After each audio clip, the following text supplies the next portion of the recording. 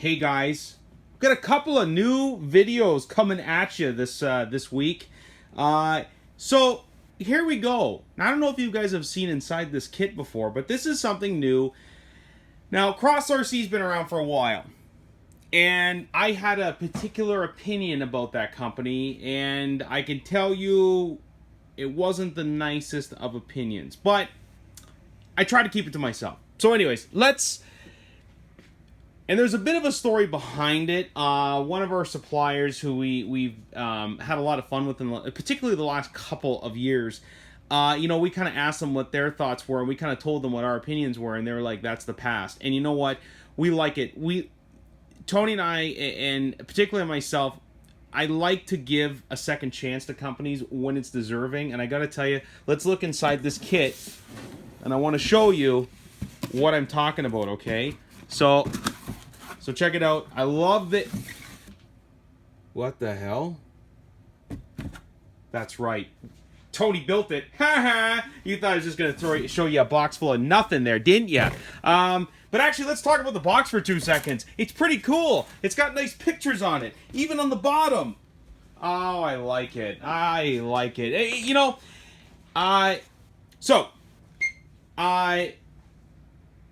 This is one cool truck. Now, it's hard to be unique these days, okay? And what we're seeing with this new Cross SG4 Demon is, let's just call it the SG4, okay? Let's just call it the Demon, because the Demon sounds better, okay? It's hiding under your bed. It's going to crawl out and get you, okay? This is awful. I'm having a lot of fun. So, very cool. Okay, I'm already skipping to it. Hard body, first of all. In hard body quality, better than, I'm going to say, some of the RC 4-wheel drive modern stuff, like the Blazer, for example, okay? I would put it in the class the same or better. Really nice scale interior, okay? Like we got, you've got your decals in the dash there as well. I know it's a little hard to see, okay? Got your little mirrors, and guess what? The mirrors are rubber. It's like they freaking listened. It's like they said, hey. What are you going to say? The dash lights up, too. What? Yeah. I didn't even know that. The gauges all light up. Oh my! Thank you, sir. Okay, so you got a couple of cheesy jerry cans on the back. That's okay. You got this full-size spare, but what Tony did here in the build was he didn't put foam in it just because it was a little hard to mount with the foam in there. Okay, and then this little panel pops up, and there's your battery. Very cool. So they used a really thin laminate kind of adhesive paper, two-way adhesive tape to stick these down. But it's down and it looks good. And like I run my finger across and it's flat. If you didn't see this, you would figure it's one piece.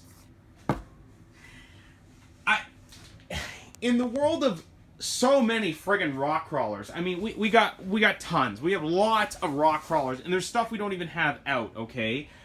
In the world of rock crawlers, the attention to detail is so, by doing these little things, makes a big difference, okay? These are metal little doors on the side. You have metal little, your side step tubes as well. Really cool. And we're not, really into the truck yet. You know what? I don't want to scratch this thing up. So, and I got some fun sum up here too, okay? But, take a look. LED front and back. And there's no battery plugged into this right now. So, Tony, can you grab me a battery with Dean's on it, please? Yeah. I actually do prepare a little bit for these. So here's the cool thing with this guy, too. Comes with a winch. Comes with a wireless winch controller. Comes with metal shackles. You see the LEDs in there? Those are the surface mount LEDs. Yeah, you want to turn it on for me? Mm-hmm. Or does it come on right when you plug it in? It comes on right when you plug it in. Okay, I figured. A lot of these cars don't have. So, look at that! Look at it! And a single tail light. Yeah, just right in the middle, right? Yeah. Oh my. See, now we're having some heavy duty fun. Oh, we don't have to worry about the winch right now. That's okay. Oh, other way. There we go. So Tony did the build of the Tactic TTX 300, which is a great... It's a budget radio. Tony's got lots of good high-end radios, but, sometimes it's nice to have something lightweight that works, but... Oh. Okay. Well, we're fooling around with the winch a little too much there. I turned the radio off. That's what happened. Oh, okay. So, one thing that's really cool about the headlights there, you notice they were off-white. They weren't ultra bright daylight like 10K, you know, people buy HIDs. They were actually kind of period equivalent kind of lights, you know, because back in the day you would have more yellowish white lights. It was kind of more traditional, and I think they still look good on vehicles. Under the hood here, I did shut it pretty good. You have a fun detail. Oh, he didn't paint the underside. Wow. Because it's going to be black. I didn't get to that yet. Okay, all right. Sure it is, folks. You can see the back of the engine there, the back of the motor, I should say, okay? And it's got a cool little, you know, it's just basic, right? Like, this could be painted, or you could leave it alone, or some people might not even put it in, okay? When I close down the hood, though, it's closed down. Like, it's down. It's good. So, let's go back here real quick, all right? Let's talk about tires real quick. These feel kind of between a Proline and a Pitbull kind of tire, and I know there's lots of different compounds. I would say they're the closest to a Proline tire, closest. I shouldn't have said they're between a Pitbull, because the Pitbull, even their harder compound is still like ultra soft. But they were sticking to Tony's hands when he was building it. Nice. Dual compound foam inside, so you have open cell on the outside, closed cell on the inside. And guess what, folks? They're all metal beadlocks. Oh my, it is amazing. All metal beadlocks. The hexes, the cover, and they come with covers. It's not like they cheaped out and went with little plastic screw-on things like what Axial does. And I don't want to say it's cheaping out because we like Axial, but it's like you're cheaping out on that. So let's flip it upside down. And I'm going to be real careful here. Well, okay. So when we're looking at the underside of the chassis, these axles are pretty compact. I'm going to say that the most equivalent size would be like a Vetera axle, like as far as the pumpkin, and or an SCX-10 too. You get you get metal and plastic, I believe, in the drivetrain. Actually, I think these are all metal keyed. All metal. Yeah, these are all metal. Jeez. Yeah. You know what I'm trying to do here, folks, is I'm trying to actually find faults with it or stuff I might have overlooked, and it's hard, okay? And I'm going to get to what Tony's comments were in a minute, because it's quite hilarious. So, it's a twin rail, you know, C-channel styled frame rail, so that's easy. A lot of you guys are familiar with that. It's all pretty much M3 hardware. You know, these drive shafts are kind of, they're on the small side, which is nice, but they should hold up. And it is 4-link front and rear, okay? Obviously, you guys can see that. But you know, when you're really rock crawling, you might catch some things, you know, like on your shock mounts, for example. You know, on the front of the pumpkin. You know, or I guess it would say back. No matter, it depends on how you look at it. So there's a couple maybe missteps there, but you know they did it right too. They went with like a nylon, you know, ball end, and it's an all aluminum, and like they even put Cross RC on there too. That's nice, and they're labeled, so it makes the build easy. Builds don't need to be difficult, and there's really minimal hardware in there. Now the transfer case, a little bit of a butt kiss, I guess, if you want, is there's an extra output there for your transfer case, okay?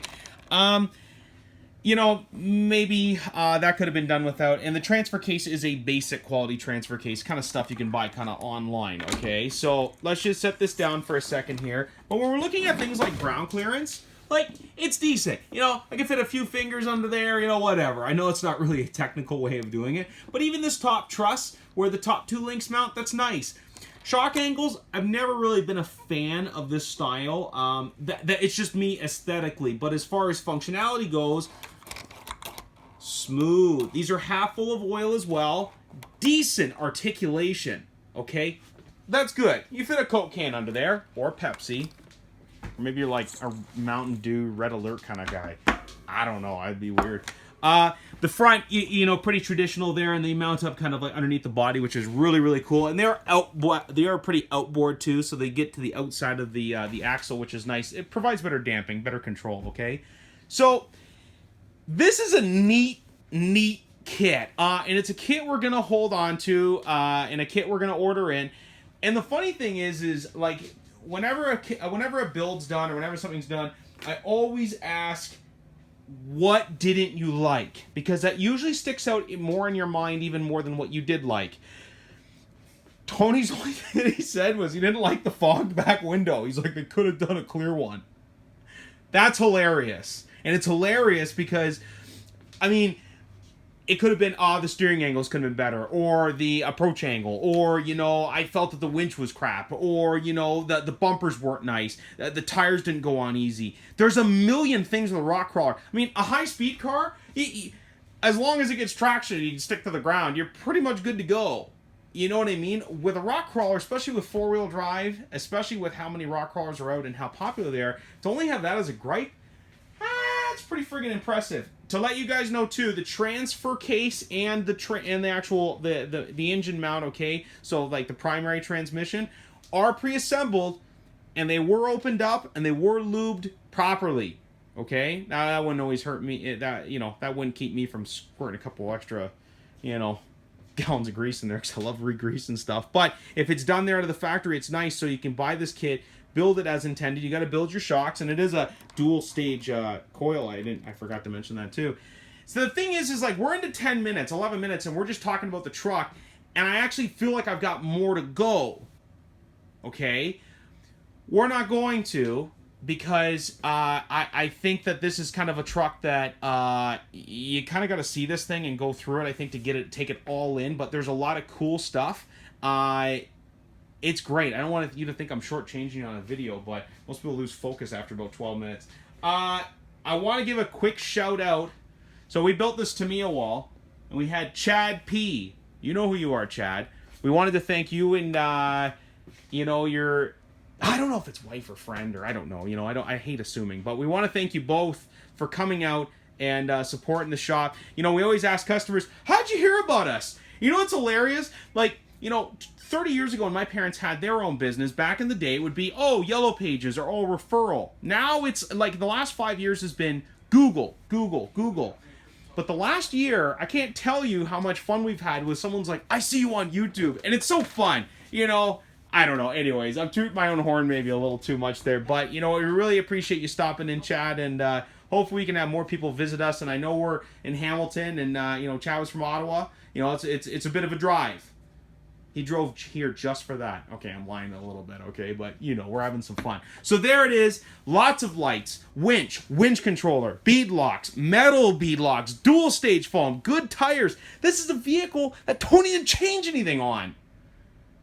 Tony has everything. He has everything. He's built everything. He left this thing so freaking stock, it's hilarious. Oh, come in and get one. They're like... There's lots of different models. They range from about $350 to about $800. And there's 6 different models in there. So basically $100, $100, $100 gets you more things. This was the hard body version with the metal beadlocks. When you go up to the better version, you get machine diffs and you get metal axle housings. You know, but I think they got a grand slam. So, you know, thanks Cross. Thanks HRP. Thanks. It's good. You know, we got something kind of fun. So come on in and see it. We're going to have it here for about a week or so. You know, I had to twist Tony's arm for that. If you have any questions, you want to see anything else on it, let us know. And that's it, folks. You guys... Oh, yeah. Look. Steering mounted on the axle, because I really think that's the way it's supposed to. And I know that some people are going to be like, oh, my God. It's supposed to be chassis mounted. Yeah, okay. I'm so OG. I don't like the chassis mount. Yeah, you know what? It's good. Okay, I'm going to shut the hell up. You guys have a great weekend. It's Canada Day weekend, so go out and celebrate this wonderful country's birth. It's great. Okay, guys.